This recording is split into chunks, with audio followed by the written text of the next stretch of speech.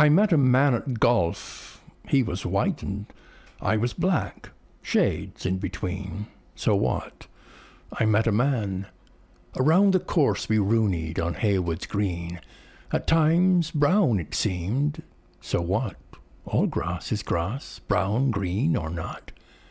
Our mind set on the score when upon the last hole he said, "The better man wins."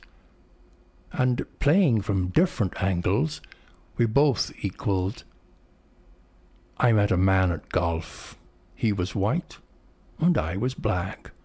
The score, it was equal.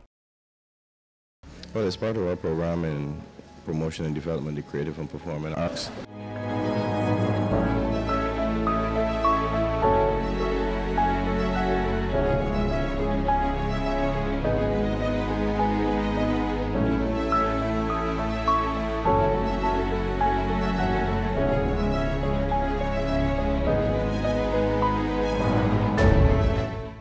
A very warm welcome to Elombe Speaks. I'm Sherwood McCaskey. As always, I'm pleased that you have joined us.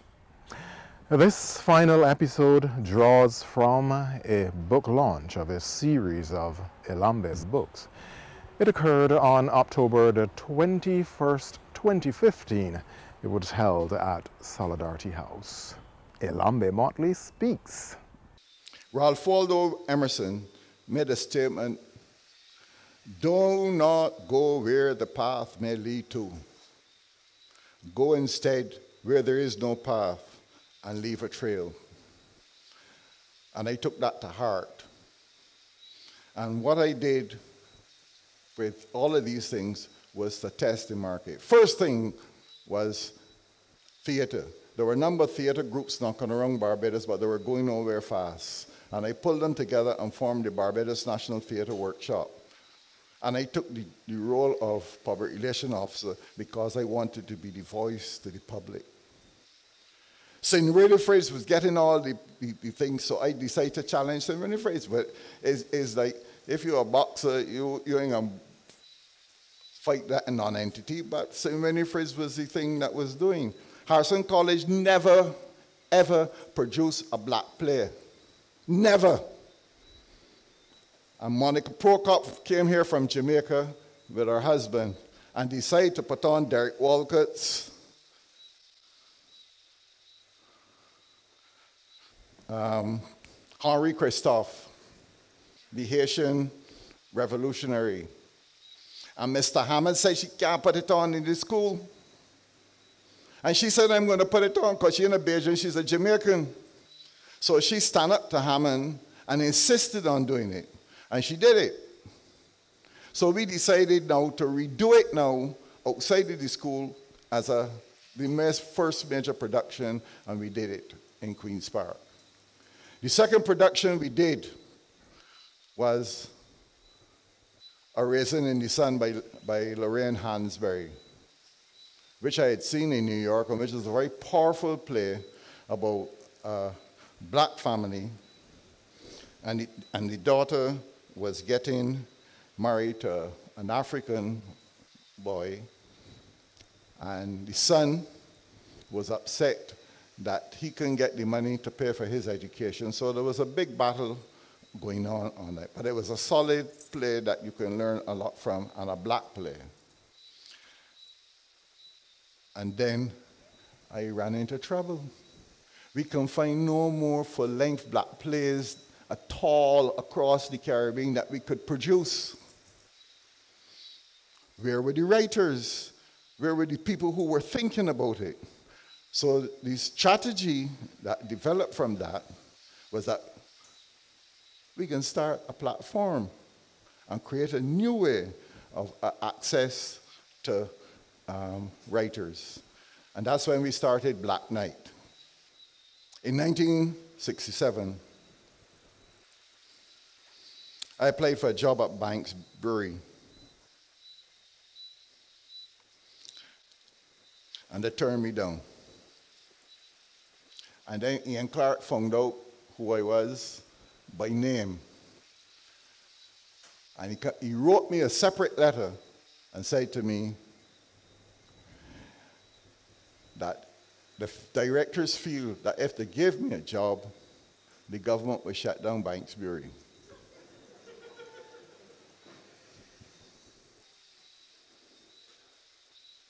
Okay, fine. Jerry Richards, who was then the sportscaster, was doing a discussion on whether or not that Barbados, in its arrogance, who had 10 men in the West Indies team at one point, Banks decided to sponsor a game of Barbados versus the rest of the world. And they decided to bring in the two Pollock brothers from South Africa and Bland from Southern Rhodesia, now Zimbabwe. So they had a discussion with Don Norville, with Peter Short, remember somebody else. I think Jerry Richards was the sports editor at the time. And after going through all the discussions and things, Don Norville said,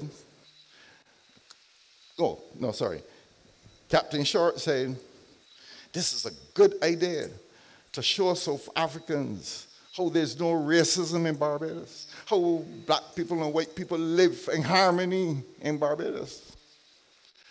And Don Norville said, but Captain Short, what about Wonders and Pickwick and YMPC and Windward?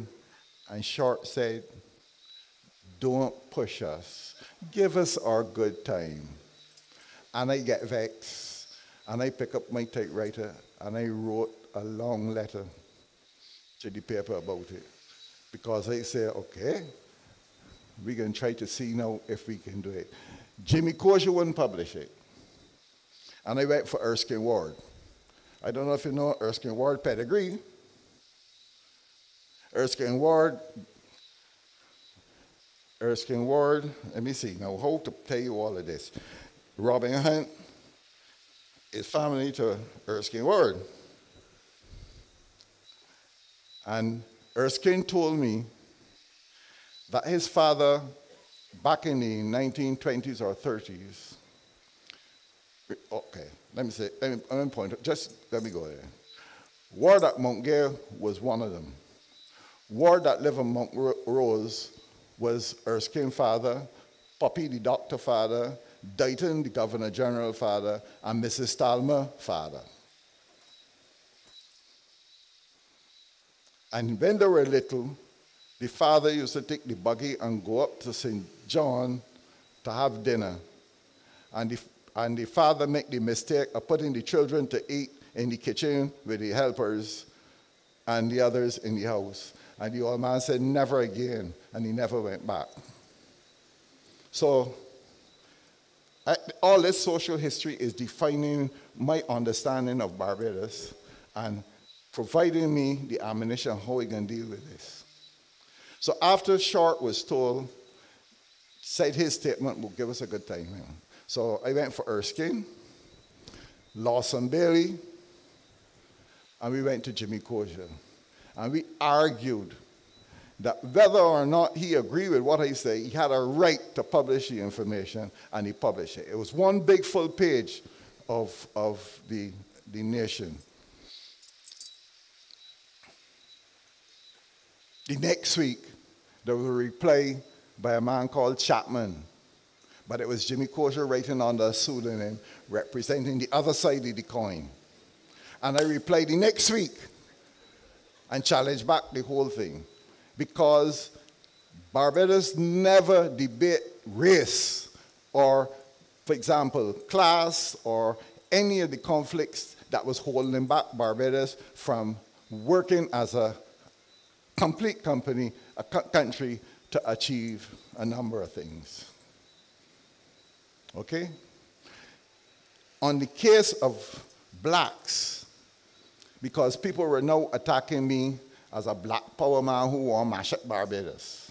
So I can't get no job. And Newton asked me if I want to try teaching.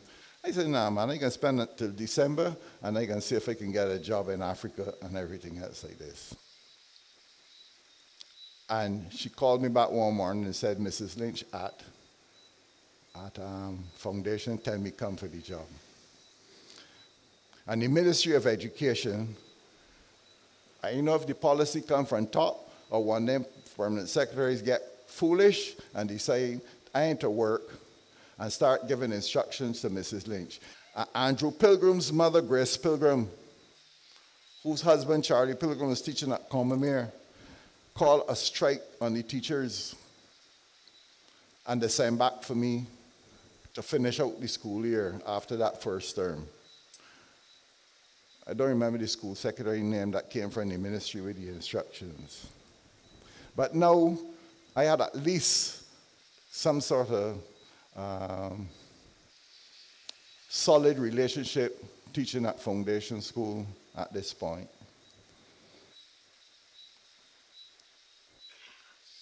I also had picked up the papers one Sunday and saw the increase in telephone rates by 800%. I can't help but look at figures and calculate with the percentage and things and so on. So I see 800%. And I show my old man, and he just shake his head, right? So I went to the registry, and I went through every single shareholder of the telephone company and found out that 4 of the 5 people who sat on the Public Utilities Board all were shareholders of the telephone company. Not one of them questioned Continental Telephone increasing rates. It ain't done there. It ain't done there at all. The accountant, Mr. Tudor, was also a shareholder.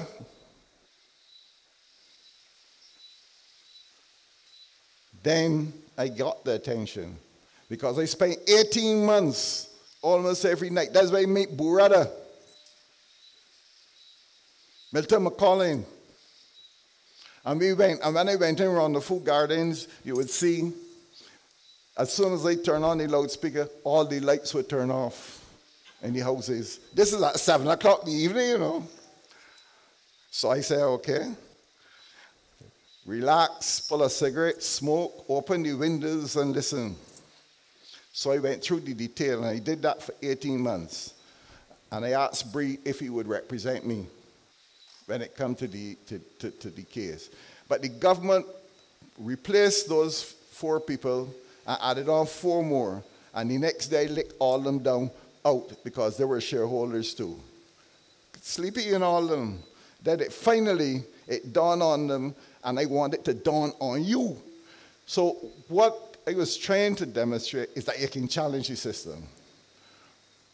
One day, while I was at the modern high school, not the modern, the Foundation School, I got a call from a guy called Mike King, who was a waiter working with Holiday Inn.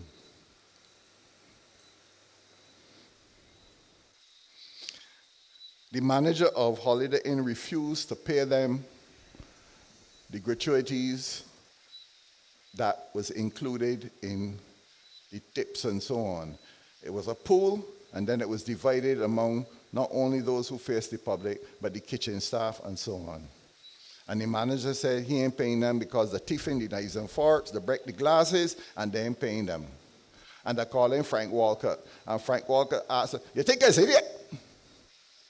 And did no action. I met with them, and I said, okay, we're going to form a union. And I went and form a union representing hotel workers. And I let Frank Walcott know that I have a union, and I got members. And he ran to the Holiday Inn and settled, and the fellas get back the job, and they get the bonuses. You understand what I'm saying? I used to go to the Barbados Museum and read everything that I could find on Barbados that they had, from Schomburg all the way through. And then one day, shuffling the things, and I see a book down behind all the other books. And I take it out. And when I look at it, it was the full commission report on the Buster Rebellion at Boyd Mill Plantation. I said, what? And I take it out, stick it in my pants, cover it over, and I step out. And I went straight to the recorder, Cold Spring Tree. And I asked, can you copy this and make a copy for me? And then I still got the copy home. And I carry it back in and put it back, not behind this time, but in front, line up, and so on. And I said, Bassa, Bassa, Bassa. All the time they tell me about Washington Franklin, the mulatto man. Bassa, but nobody never mentioned Bassa. I said, all right.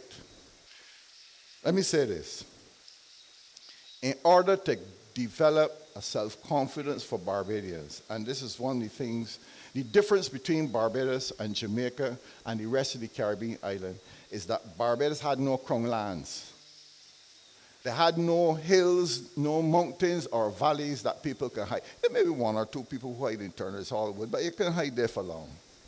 But in Jamaica, you can find valleys that nobody could ever get into, and so on. And that created a different mental attitude to what the situation was, and so on. Plus, they also had a refresher. Let me tell you about the migration in the post-emancipation period. Don't mind me skipping, and I'm linking all this.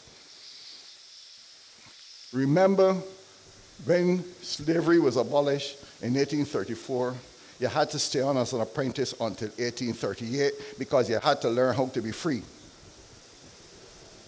You understand me? That is what I gathered. That you couldn't let people go by the said because they didn't know what to do with the free. They had the Located Laborers Act that said, if you work on this plantation, you can sell your labor over here. You had to move. And the chattel house became a movable piece of, can't call it furniture, a homestead. Right? Huts. Up until 1971, I went into houses in Middleton, St. George that still had dirt floors. And when I was canvassing in Grisettes, still had dirt floors. And I'll tell you about he coming up though. He coming up to where? Obia man. An Obia man, strong Obia man. So the 4 years that was held to teach people how to be free or how to do freedom created a lot of problems for them. There were an abundance of men who could not work till crop season come over. So they were encouraged to leave and go to Guyana. They went to Suriname, they went to Brazil. I met family that I have in Brazil who used to tell me how she went and sit down on this log, and next thing she knows, she feel the log moving and there was a boa constrictor. Right? They went to Cayenne. But Guyana mainly. Trinidad, they went to Virgin Islands, they went to Cuba. I have interviews with men who went to Cuba and walked through graveyards with bodies hanging up. Telling me the story of those. These are the experience of Bajans. Okay?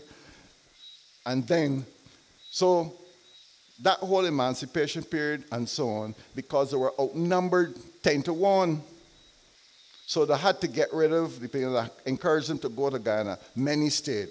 Now, I want you to also understand two very important things. I think Guyana only had about 11,000 people when the British government bought it. And Trinidad only had 15,000 people in 1815 when the British government bought it. And that is why then they turned to India to bring in Indians to cut the cane. At the same time, because slavery was abolished in 1805, the British frigates were running around the Caribbean and stopping ships and freeing the Africans. And they gave them a choice. Go, we will send you back home, or you can stay. And many of them choose to stay. Barbados refused to take any more because they had enough that they was fighting for. Okay? So Trinidad got this replenishment of African culture, African tradition. So many of the islands in the Eastern Caribbean. Because remember, Cuba was still running the slave trade. United States never abolished slavery until 1865, okay? Which was within the time frame I am in the States and so on. That people were still alive who experienced slavery and so on. If you look at the history of United States, you will find stories complete and replete in all over the United States of the experience of slavery. You can't find one story about anybody in Barbados during that period. Do you understand what I'm trying to tell you? It was so complete. And how do you begin to get people to value themselves? You can't get them to value themselves and the blackness and what they have, because the system was so strong in deprecating it. It made it almost impossible to do. So one had to find different ways in which to be able to do it. In other words, I had to find different tracks to follow to be able to do it. I start dealing with dress. Afrojack, this is an example of one of the garments I made then. Afrojacks was my registered, copyrighted name. And I had maps manufacturing these, and I was selling them in Trinidad. I was selling them all over. Earl Barr was wearing it, Cammy Tudor was wearing it, Joy Edwards was wearing them. Everybody was wearing them. And I move on. I left them with that, right? Here, my sister was a beautician. And we were not allowed to go, Elliot and I, he confirm it. We're not allowed to go in the parlor because when the girls come from washing the hair and the comb supposed to go through it picky and flying up in the air and things like this. And she complained to the old man said, we want to go around this at all. But when they come out and they do so, step in the road and let the rain fall, and it gone flat. Elombe continues to speak. So I'm collecting all these folk songs, and I decided, all right, got all the material. I started to teach at the Modern High School. And they didn't have a music program. Although I believe when Louis Lynch started the school earlier in the 40s, he did have a temporary music program. And then the headmaster told me to look at an application from a girl from the United States who wanted to come, and she wanted to teach music. So I went to Mrs. Lynch. Tony would tell you that. And I said, Mrs. Lynch, I think that we should teach music and the arts and do something else in the program at the Modern. She said, but we ain't got no piano. I said, you left that to me. And I organized something called Cut Loose on the Lawn, and I raised must be about $7,000 or $8,000 the Saturday afternoon. And I bought a piano, and she approved it, and they came. And then I started the program using the folk songs to see how the kids respond to the music. That woman was Shirley Arbor Ishmael now. And she went on after the Modern to St. Leonard's to teach. I also brought Alverna del Congo back from Bermuda as a drum instructor and dancer with the group. Okay? And after we did a concert at the museum, and then when we finished, I knew all the parameters were being set in place. And then I established Yoruba Yard. You cannot move your people without education. And my argument with Earl Barr was that a flag and an anthem is not enough to talk about independence. That they have to liberate people from the strictures that was left from slavery, from all the way through and the various plantations and so on. When we did the delivery of the last canes, and we burned traditionally at the end of the festival now, Mr. Harding, the white people complained to the government that I was burning white people. And I'm not joking. And they stopped it. They stopped it. Right? All right, that's a policy decision by the government. Okay? But the opening of the ceremony was supposed to be a religious ceremony. And I went to Granville, who I had recorded somewhere up in St. Philip. I met him when I was looking for the Rodney Landship. And I think about 2 hours service I had recorded back in 1967. So I had been following Granville, and I said, Granville, listen, could you bring a choir for me? He said, but you don't have a choir? I said, listen, bring half your congregation then in a bus, and I can put you on stage, and you start singing as if you were in your church. And that is how Granville get to be part of it. To understand the black experience and the African experience, Professor Nancy was the professor that did the diggings at Burial Ground again. Dr. Jerome Jerry. And what we did to demonstrate that, we went and got all of his papers, summarized them, put them on big platters, put them in a tent, and charged 25 cents to go in, and that money went to the Boy Scouts and the Girl Guides of Barbados. And they gave you a tour. You know who were the tour guides? The students at community college who was doing history. They were trained by Trevor Marshall and Suzanne Matthews. Okay? That is it, going through and all of that. So up comes 1986. I jump in, see? Up comes 1986, and the government decided very quietly, all the governments across the Caribbean, to celebrate Emancipation Day. Now, Barbados used to celebrate Emancipation Day, and the British government abolished it under pressure from the planters.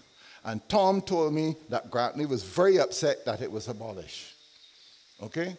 So here, they decided to reintroduce it in what would be 1984? Right. I got the historians together, and we decided to look at it the same way that it takes 4 years to train people how to be free.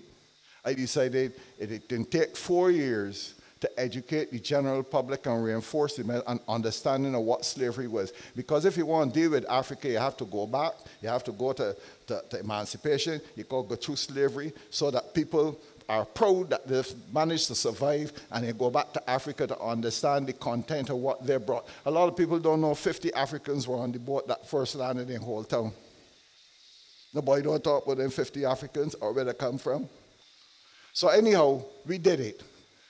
Ah, boy, and let me tell you, the black middle class slaughtered me, right?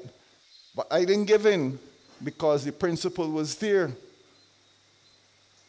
I wanted the lectures done. The university did not want to get involved with it, so I decided to go to the workers' union to sponsor it, because I learned the best cover is get a legitimate partner.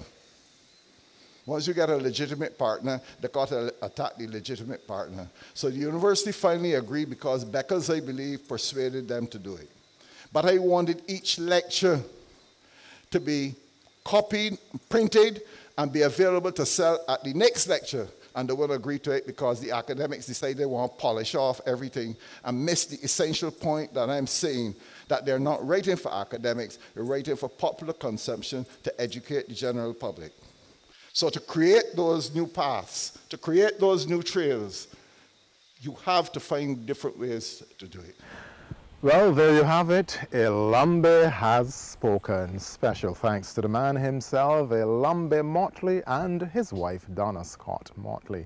We also express our gratitude to Andrew Bino and the folks at A1 Supermarket. I'm Sherwood McCaskey. This has been Elombe Speaks. Continue to take good care of yourself and look out for the interests of your neighbors.